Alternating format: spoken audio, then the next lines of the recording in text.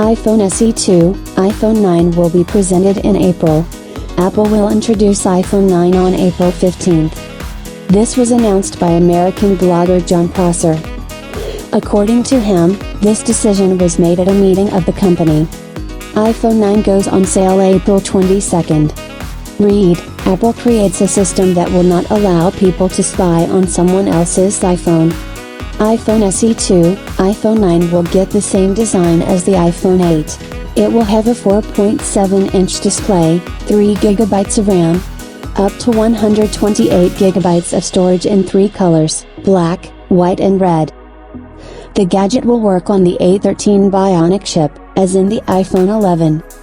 The price of the smartphone will be budgetary, about $400.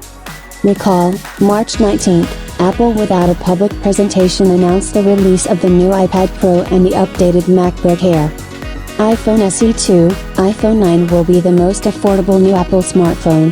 In Europe, most likely, the price will rise to €347. They said that the presentation of the smartphone was supposed to be held on March 29th. Because of the coronavirus, the company was forced to postpone the announcement for several weeks.